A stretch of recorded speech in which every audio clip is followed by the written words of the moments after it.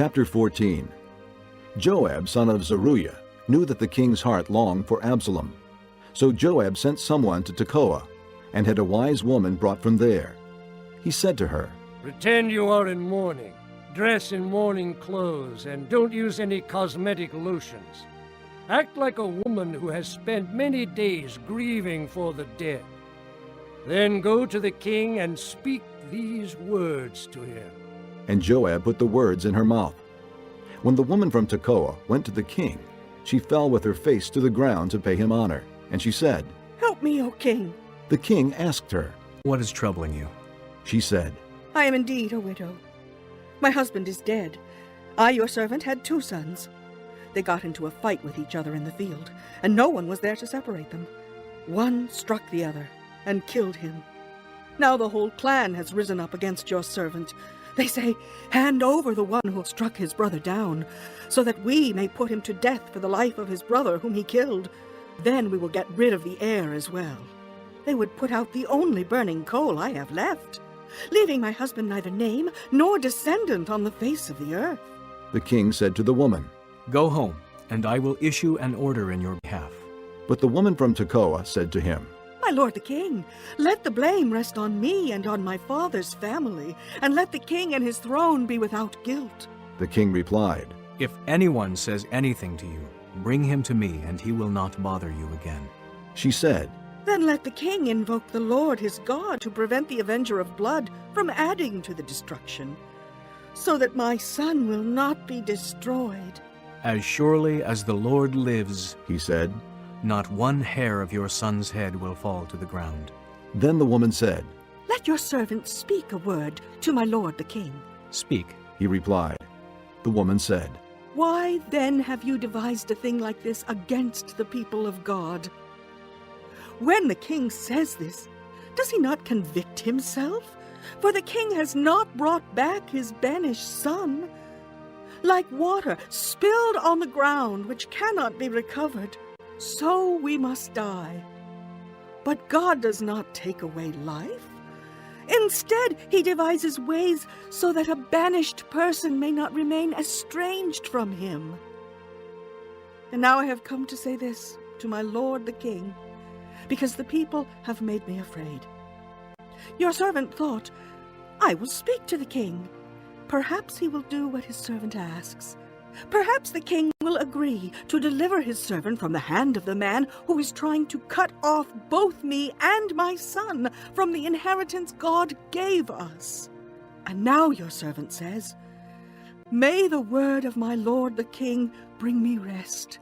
For my lord the king is like an angel of God in discerning good and evil.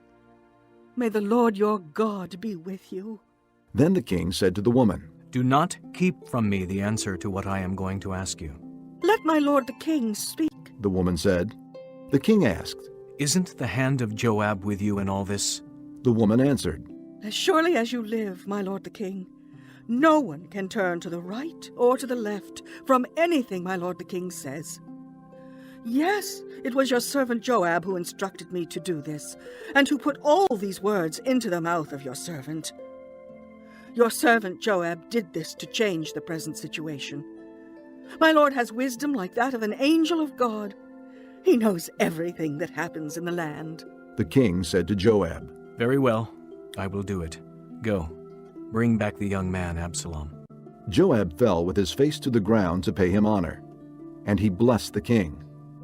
Joab said, Today your servant knows that he has found favor in your eyes, my lord the king, because the king has granted his servant's request. Then Joab went to Geshur and brought Absalom back to Jerusalem. But the king said, He must go to his own house. He must not see my face. So Absalom went to his own house and did not see the face of the king. In all Israel there was not a man so highly praised for his handsome appearance as Absalom. From the top of his head to the sole of his foot there was no blemish in him. Whenever he cut the hair of his head, he used to cut his hair from time to time when it became too heavy for him, he would weigh it, and its weight was 200 shekels by the royal standard. 3 sons and a daughter were born to Absalom.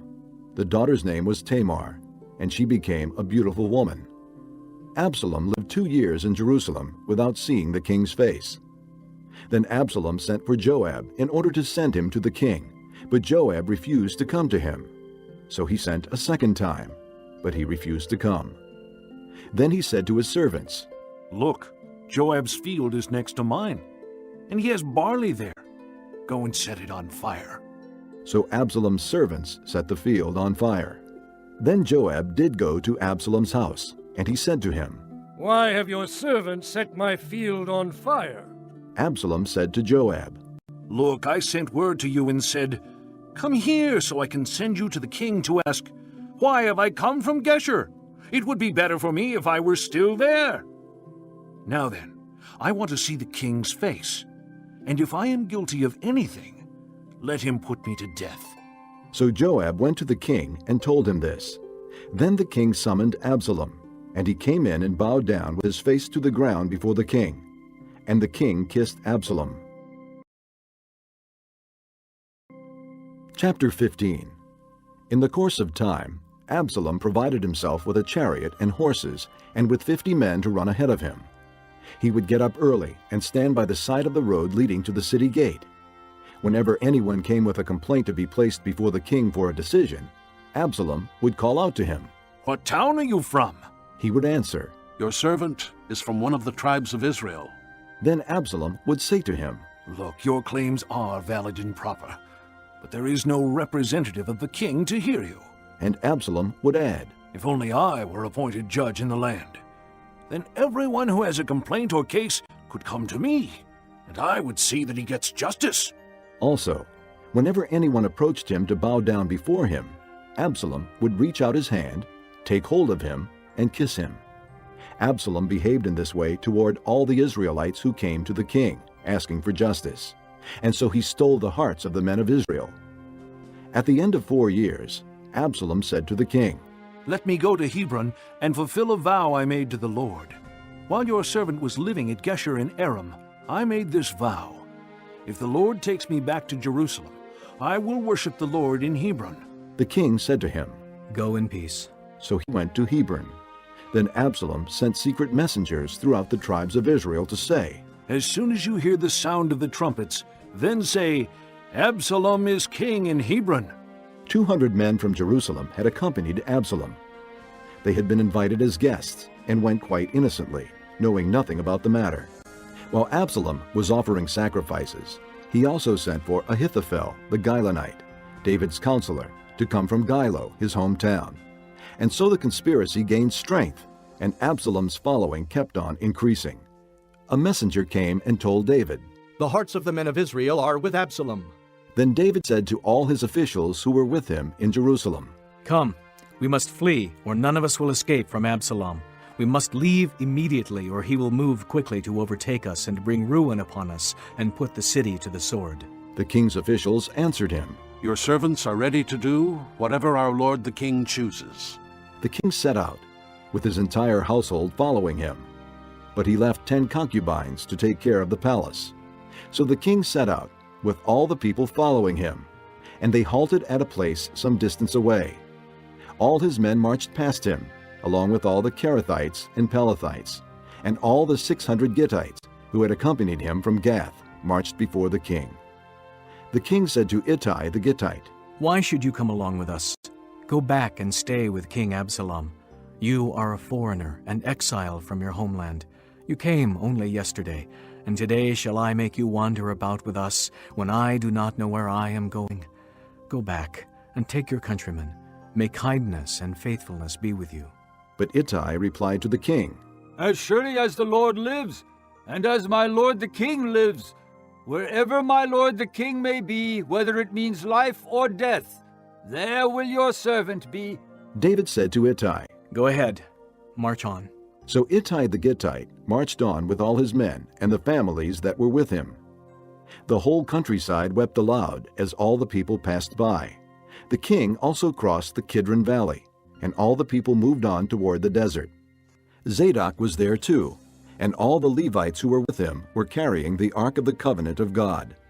They set down the Ark of God, and Abiathar offered sacrifices until all the people had finished leaving the city. Then the king said to Zadok, Take the ark of God back into the city. If I find favor in the Lord's eyes, he will bring me back and let me see it and his dwelling place again. But if he says, I am not pleased with you, then I am ready. Let him do to me whatever seems good to him. The king also said to Zadok the priest, Aren't you a seer?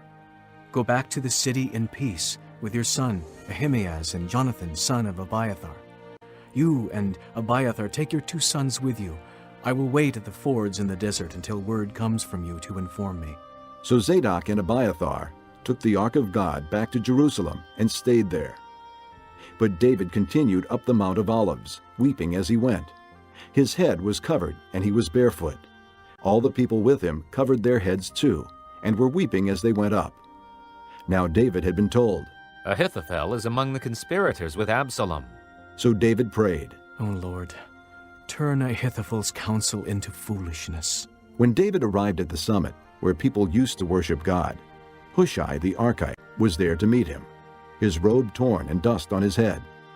David said to him, If you go with me, you will be a burden to me. But if you return to the city and say to Absalom, I will be your servant, O king. I was your father's servant in the past, but now I will be your servant. Then you can help me by frustrating Ahithophel's advice. Won't the priests Zadok and Abiathar be there with you? Tell them anything you hear in the king's palace.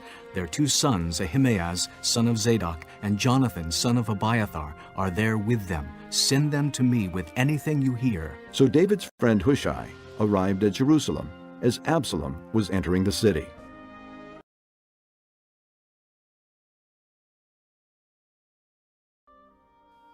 Chapter 17.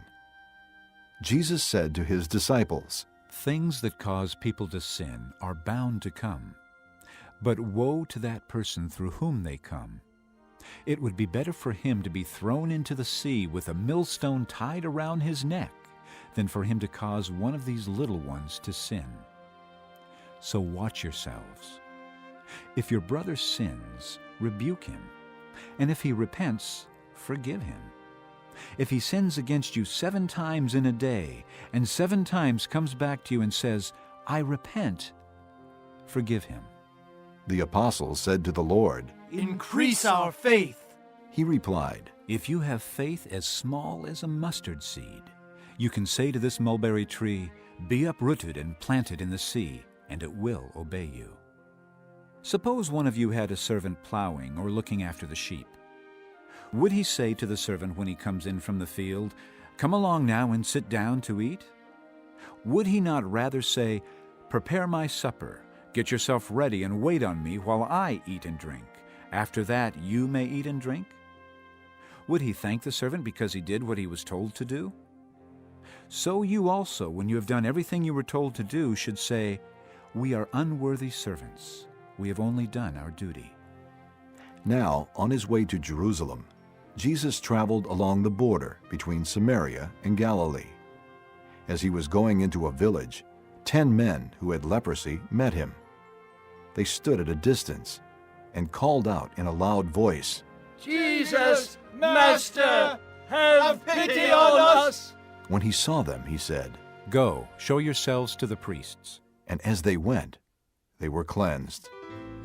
One of them, when he saw he was healed, came back, praising God in a loud voice. He threw himself at Jesus' feet and thanked him. And he was a Samaritan. Jesus asked, Were not all 10 cleansed? Where are the other 9? Was no one found to return and give praise to God except this foreigner? Then he said to him, Rise and go. Your faith has made you well.